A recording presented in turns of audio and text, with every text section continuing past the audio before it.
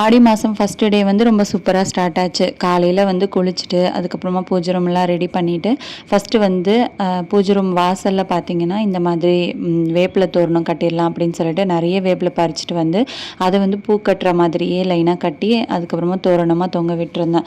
ரொம்பவே நல்ல ஒரு பாசிட்டிவ் வைப்ரேஷன் கிடச்சிது. வெள்ளிக்கிழமையும் சேர்ந்து வந்ததுனால அது வந்து அன்றைக்கி ரொம்ப ஒரு மாதிரி நிறைவாக இருந்துச்சு.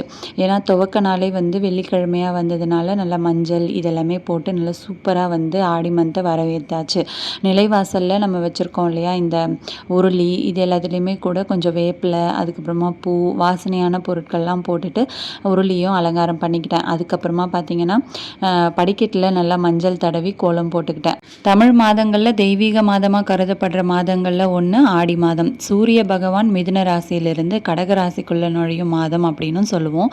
தட்சிணாயன காலம் அப்படின்றது வந்து தேவர்களுக்கு மாலை பொழுதாக கருதப்படும். இந்த ஆடி மாதத்தில் ஆன்மீக வழிபாட்டுக்கு குறிப்பாக அம்மன் வழிபாட்டுக்கு வந்து ரொம்பவே ஏற்ற மாதம். மார்கழி மாதத்தை நாம் எப்படி தேவர்களுக்கு விடியற் காலை பொழுது அப்படின்னு சொல்கிறோமோ அந்த மாதிரி இந்த ஆடி மாதம் வந்து தேவர்களுடைய இரவு பொழுது ஸ்டார்ட் ஆகிறோம் அப்படின்றதுனால இந்த மாதத்தில் சுப காரியங்கள் அப்படி எல்லாத்தையும் வந்து நம்ம தவிர்த்துறோம். முழுக்க முழுக்க கடவுள்களை பூஜிப்பது மட்டும்தான் இந்த மாதத்தில் நம்ம வச்சுருப்போம். நிறைய ஊர்களில் திருவிழாக்கள் தொடர்ந்து நடந்துக்கிட்டே இருக்கும். கண்டினியூஸாக நம்ம வந்து தெய்வ வழிபாடு மட்டுமே தான் பண்ணுவோம். ஆடி மாதம் ஸ்டார்ட் ஆனதுலேருந்து முடிகிற வரைக்குமே பயங்கர விசேஷமாக இருக்கும். அதுலேயும் வந்து ஆடி வெள்ளி, ஆடி செவ்வாய், ஆடி ஞாயிறு இந்த நாட்கள் 3 நாட்களும் வந்து நமக்கு ரொம்பவே சிறப்பாக இருக்கும். அன்றைக்கி வந்து கூழ்வார்த்தல் இது எல்லாமே பொங்கல் வைக்கிறதுலாம் பண்ணிப்பாங்க.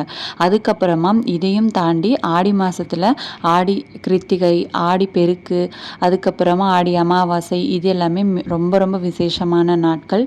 கண்டிப்பாக வந்து இது எல்லாத்தையும் தவற விட்டுறாதீங்க. நிறைய பேர் சுமங்கலி பூஜை பண்ணுறவங்களும் பண்ணிப்பாங்க. அதுக்கப்புறமா பார்த்திங்கன்னா வீட்டிலையே திருவிளக்கு பூஜை செய்கிறவங்களும் செஞ்சுப்பாங்க. இது எல்லாமே ஒரு நல்ல வெள்ளிக்கிழமையாக உங்களுக்கு ஏற்ற மாதிரி சூஸ் பண்ணி அன்றைக்கி நீங்கள் பண்ணிக்கலாம். ஒரு 5 பேர்கிட்ட வந்து நம்ம ப்ளவுஸ் பிட்டு வளையல் இது எல்லாமே வச்சு கூட கொடுக்கலாம். ரொம்ப நல்லது. இந்த ஆடி மாதத்தில் முழுக்க முழுக்க அம்மனை வழிபடுறதுனால அவ்வளோ ஒரு பாசிட்டிவிட்டி வீட்டுக்கு கிடைக்கும். இந்த வீடியோ பிடிச்சிருந்தா ஒரு லைக் பண்ணிவிடுங்க. தேங்க்யூ.